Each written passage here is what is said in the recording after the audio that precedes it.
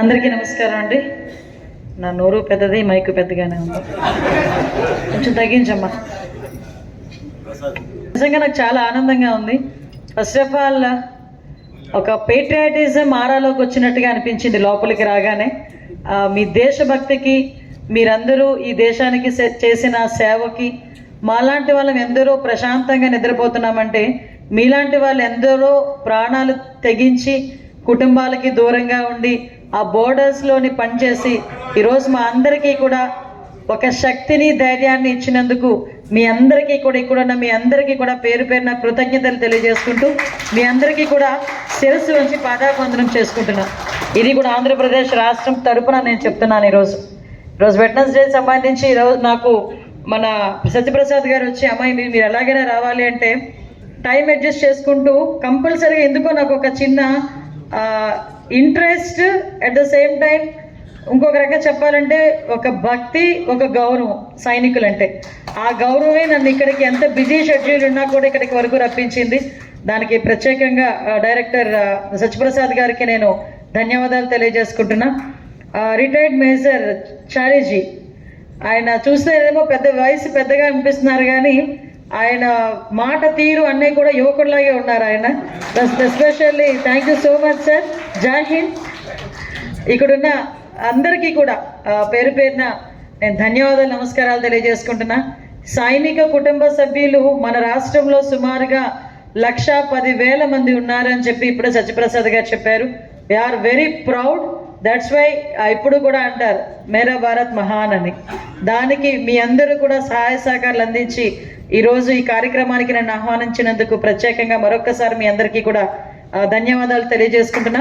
ఇక్కడున్న అధికారులకి, అదేవిధంగా కుటుంబ సభ్యులకి, అదేవిధంగా వీర నారీలకి, ముఖ్యంగా వెట్నర్స్ అందరికీ కూడా ప్రత్యేకంగా మరొకసారి మీ అందరికీ అభినందనలు తెలియజేసుకుంటూ, ఈరోజు మనందరం కూడా మీకు తెలుసు, మీ తాలూకా అసమానమైన ధైర్యం. ఒక రకంగా చెప్పాలంటే ఎక్కడో మేము టీవీలో చూసినప్పుడే అమ్మో అనుకునే పరిస్థితుల నుంచి ఆ ఫీల్డ్ మీద, ఆ తుపాకీ గుళ్ళ మధ్యలో ఈ దేశాన్ని కాపాడాలి, ఈ దేశంలోకి ఎవరు కూడా తీవ్రవాదులు చొరబడకూడదు, ఈ దేశంలోకి ఎట్టి పరిస్థితుల్లోని ఉగ్రవాదులు రాకూడదు, మన దేశం క్షేమంగా ఉండాలి అని చెప్పి మీరు చేసే సేవ, ఒక్కొక్కసారి మీరు చేసే సేవ, మీరు చేసే యుద్ధం ఇవన్నీ పక్కన పెడితే మీ కుటుంబ సభ్యుల తాలూకా మానసిక పరిస్థితిని కూడా అర్థం చేసుకునే పరిస్థితి కూడా మాకు ఉంటుంది. ఎందుకంటే ఒక కుటుంబం సైనికుడిగా పంపించాలంటే ఆ తల్లికి నిజంగా చేతులెత్తి దండం పెట్టాలి. ఆ తల్లి ధైర్యానికి మాత్రం మనం అందరం కూడా మెచ్చుకోవాలి. ఎందుకంటే ఈ రోజుల్లోని కొడుకుని బయటికి పంపించేటప్పుడు తిరిగి కొడుకు ఇంటికి క్షేమంగా వస్తున్నాడా లేదా అని 40 సార్లు ఫోన్ చేస్తుంది అమ్మ బస్సు ఎక్కావా, బస్సు దిగావా, తిన్నావా, మళ్ళా వచ్చావా, ఇంటికి చేరుకున్నావా. అంటే ఒక తల్లికి కానీ, ఒక తండ్రికి కానీ కన్న కొడుకు మీద, కన్న కూతురు మీద ఎంత ఆపేక్ష ఉంటుందో మనందరికీ తెలుసు. అయినా కూడా ఒక సైనికుడిని పంపించేటప్పుడు ఆ సైనికుడు బ్యాగ్ తీసుకొని ఇంట్లోంచి బయటకు వెళ్ళేటప్పుడు తిరిగి ప్రాణాలతో తిరిగి వస్తాడో లేదో కూడా తెలియకుండానే ఆ తల్లి జాగ్రత్తగా వెళ్ళిరా నాన్న అని చెప్తుంది. ఆ తల్లికి చేతులెత్తి నమస్కరించాలి ఈరోజు. అటువంటి ఎంతో మంది తల్లిదండ్రుల తాలూకా త్యాగ ఫలితం, అటువంటి ఎంతో మంది తండ్రుల తాలూకా నిజంగా చెప్పాలంటే కడుపు కోత, ఇవన్నీ కూడా ఈరోజు మిమ్మల్ని ఒక సైనికులుగా మిమ్మల్ని అందరినీ నుంచోబెట్టడమే కాకుండా ఈరోజు సొసైటీలో కూడా మీకంటూ ఒక గౌరవం, సొసైటీలో కూడా మీకంటూ ఒక ఆదరణ, ఇవన్నీ లభిస్తున్నాయంటే బికాస్ మీరందరూ కూడా సైనికుడు. అందుకే నేను చెప్తా, సైనికులకి ఇచ్చే గౌరవం మన దేవుడికి ఇచ్చే గౌరవంతో ఈక్వల్గా భావించాలి. మనం దేవుడికి ఎంత గౌరవం ఇస్తామో, మనం ఎంతలా పూజిస్తామో, దేవుడి గదిలోకి వెళ్ళేటప్పుడు చెప్పులకి లోపలికి వెళ్తాం, ఒక సైనికుడి దగ్గరికి వెళ్ళేటప్పుడు కూడా అంతే గౌరవంగా వెళ్ళాలని నేను ఎప్పుడు కూడా కోరుకుంటాను. ఆ గౌరవం మీకు ఎప్పుడు దక్కడానికి మా వంతుగా మన గవర్నమెంట్ ఎప్పుడు కూడా కృషి చేస్తూనే ఉంటుంది. ఇంకొకటి ఏంటంటే, ఇందులోని బ్యూటీనెస్ ఏంటంటే, చాలామంది ప్రభుత్వ ఉద్యోగస్తులు కానీ ఏ ఉద్యోగం చేసినా రిటైర్ అయిపోయిన తర్వాత మా పని అయిపోయింది అనుకుంటారు. అదేంటో సైనికుడికి రిటైర్ అయిన తర్వాత కూడా ఉద్యోగం చేస్తాడు సైనికుడు ఒకడే. నేను ఆ విషయంలో చాలా మందితో చెప్తాను. 2 డిపార్ట్మెంట్లు ఉద్యోగం అయిన తర్వాత కూడా పనిచేసేవి. ఒకటి సైనిక్స్, 2 పోలీస్. వీళ్ళే యూనిఫామ్ ఉన్నా జరుగుతుంది డ్యూటీ, యూనిఫామ్ తీసి పక్కన పెట్టినా వాళ్ళు డ్యూటీ చేస్తారు. ఒక్కొక్కసారి అలా యూనిఫామ్ కూడా డ్యూటీ చేస్తుంది, ఏదో సినిమాలో చెప్పినట్టుగా. అలాంటి పరిస్థితులు ఒక ఈ డిపార్ట్మెంట్స్కే ఉన్నాయి. అది నిజంగా చాలా గౌరవబద్ధమైన డిపార్ట్మెంట్, గౌరవంగా మీరందరూ కూడా చేసే మీ పని.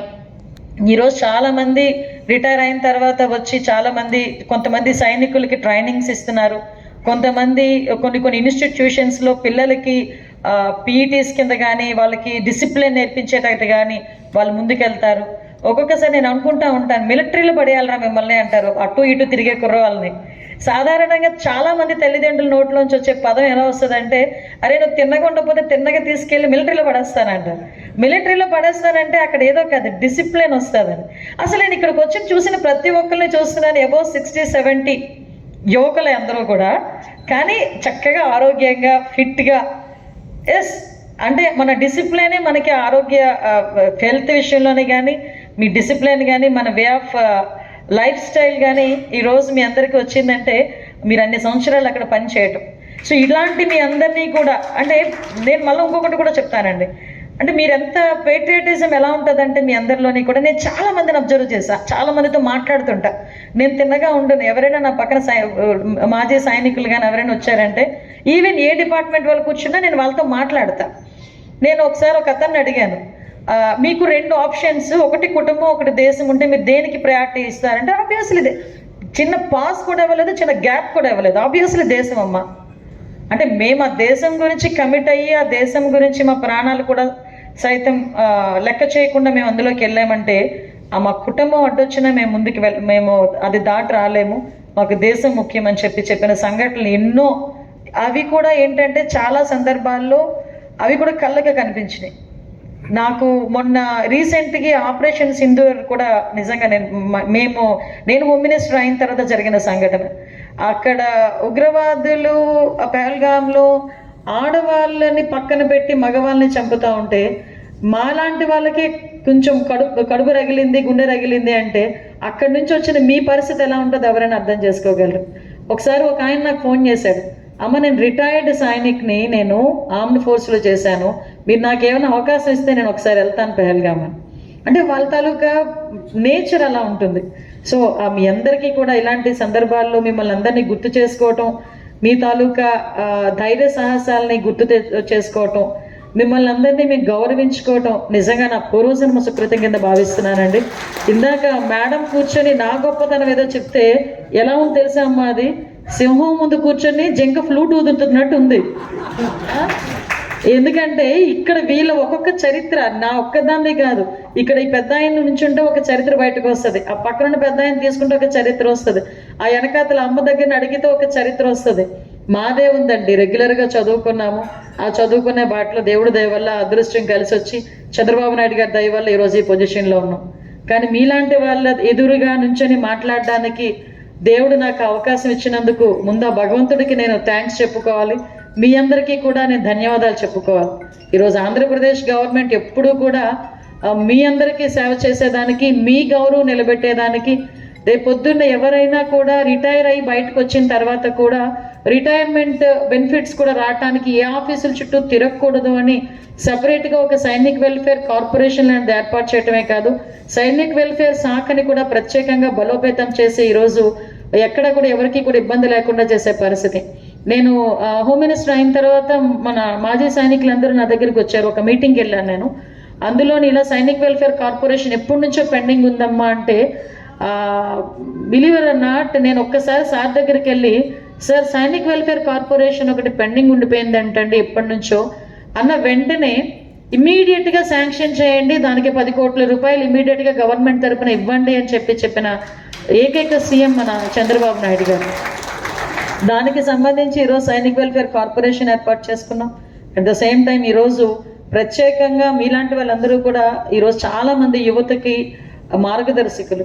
ఈరోజు ఒక్కొక్కసారి కడుపు తరుక్కుపోతుంటుంది, మీలాంటి వాళ్ళేమో ఎప్పటి నుంచో దేశం గురించి సేవ చేసి ఇప్పటికీ కూడా ఈ వయసులో కూడా సేవ చేయడానికి సిద్ధంగా ఉన్నామని ఇంత డిసిప్లిన్గా ఉంటే, కొంతమంది కొన్ని సిచ్యువేషన్స్లో ఉన్న బేసిక్ కుటుంబ నేపథ్యం నుంచి కానివ్వండి, వాట్ ఎవర్ ఇట్ చుట్టుపక్కల ఉన్న వాళ్ళు కానివ్వండి, చాలామంది యువత ఈరోజు డ్రగ్స్కి బానిసైపోయి, గాంజాకి బానిసైపోయి వాళ్ళ బతుకులు అంటే వాళ్ళ జీవితాలు పాడు చేసుకునే సందర్భాలు కూడా చాలా చూసాం. నేను మీ దగ్గర నుంచి ఒక హోమ్ మినిస్టర్గానే కాదు, ఒక తల్లిగా ఒక భారతీయురాలుగా కూడా కోరుకునేది మీ దగ్గర నుంచి కూడా వాళ్ళకు ఒక డిసిప్లిన్ నేర్పడంలో, వాళ్ళకి జీవితం మీద విలువేంటో తెలియచేయటంలో మీ అందరి సహాయ సహకారాలు కూడా నేను కోరుకుంటున్నా. మీ అందరి దగ్గర నుంచి ఆ సపోర్ట్ కావాలి నాకు. అట్ ద సేమ్ టైం ఈరోజు ఈ మాజీ సైనిక్ సంబంధించి వాళ్ళు కానీ ఇప్పుడు ఎవరైతే యుద్ధంలో చనిపోయిన సైనికులు వాళ్ళ కుటుంబాలని కూడా ఆదుకునే క్రమంలో మేము ఎప్పుడు కూడా ముందుంటున్నాం. వాళ్ళకి సంబంధించి ఉద్యోగ అవకాశాలు కూడా ఇమీడియట్గా ఇప్పుడే నేను సత్యప్రసాద్ గారిని కూడా అడిగా, ఎంత టైం పీరియడ్లో ఇస్తున్నామంటే వితిన్ 6 months 8 months లోపే మనం ఇస్తున్నామంటే అని చెప్పారు. ఇప్పుడే నాకు చారేజీ కూడా ఒక ఇన్ఫర్మేషన్ కూడా ఇచ్చారు. కొన్ని సందర్భాల్లో కొంత మేరకు కుటుంబం నుంచి కూడా వాళ్ళు కొంత ఇబ్బంది పడుతున్నారు అన్నారు. అటువంటి దానికి ఒక స్పెషల్ డెస్క్ని ఏదైనా ఏర్పాటు చేయడానికి నేను ఒకసారి హోమ్ డిపార్ట్మెంట్లో కూడా ప్రత్యేకంగా మాట్లాడతా. ఎందుకంటే ఇప్పుడు రెగ్యులర్గా ఒక సైనికుడు కూడా పోలీస్ స్టేషన్కి కంప్లైంట్ పట్టుకొని వెళ్ళే పరిస్థితి రాకూడదు. వాళ్ళకంటూ ఒక స్పెషల్ డెస్క్ అన్నది కంపల్సరీగా అవసరం. ఇప్పుడే ఇక్కడ కూర్చునేటప్పుడు నాకు ఒక ఆలోచన వచ్చింది. నేను కూడా మా డీజీపీ గారు, మా డిపార్ట్మెంట్ వాళ్ళందరితో కూడా మాట్లాడి మాజీ సైనికుకి ఏదైనా హెల్ప్ డెస్క్ కావాలి అనుకుంటే కనుక ఒక ప్రత్యేకంగా ఒక సెక్షన్ ఏర్పాటు చేసి వాళ్ళకి ఇమీడియట్గా దానికి న్యాయం జరిగేటట్టు చేయడానికి నేను ఆదేశాలు కూడా ఇవ్వడం జరుగుతుందండి. డిస్ట్రిక్ట్లో ప్రస్తుతానికి డిస్ట్రిక్ట్లో ఒకటి పెట్టుకుందాం. ఎందుకంటే 1,10,000 మంది ఉన్నారు. అందరినీ ఏకదగ్గిగా ఒక దగ్గర పెట్టినా కూడా మీకు న్యాయం జరగదు. సో ఎస్పీ ఆఫీస్లోనే ఒక స్పెషల్ డెస్క్ని ఏర్పాటు చేసుకొని ఎవరైనా ఇలా మాజీ సైనిక్స్ వచ్చారంటే కనుక ఇమీడియట్గా వాళ్ళకి న్యాయం జరిగేటట్టు చేయడానికి, ఎక్కడ కూడా లేట్ చేయకుండా చేయడానికి నేను ఇమీడియట్గా మాట్లాడి అది కూడా యాజ్ ఎర్లీ యాజ్ పాసిబుల్ ఆ నోట్ కూడా మీకు పంపించడం జరుగుతుంది. అట్ ద సేమ్ టైం పిల్లలకి కూడా వాళ్ళకి కూడా ఒక న్యాయం జరగాలి. ఇక్కడైనా ఒకటి మాత్రం గవర్నమెంట్ తరఫున మీకు హామీ ఇస్తున్నాం. ఈరోజు మాజీ సైనికుల తాలూకా గౌరవం పెంచేదానికి, వాళ్ళని సెక్యూర్గా చూసుకునేదానికి, అదేవిధంగా వాళ్ళని ఎక్కడ కూడా ఎటువంటి ఇబ్బంది పడకుండా చూసుకునేదానికి ఈ మధ్యకాలంలో ఏమైపోయిందంటే ఈ భూమికి సంబంధించిన ఇష్యూస్ ఎక్కువైపోవటం వల్ల మీరా అన్ని రూల్ రెగ్యులేషన్స్ అని వెళ్తారు, అవతల వాడు అలా ఉండట్లా. ఆటోమేటిక్గా మీ భూముల మీదకి కూడా కబ్జాలకు వచ్చే పరిస్థితులు కూడా కనిపిస్తున్నాయి.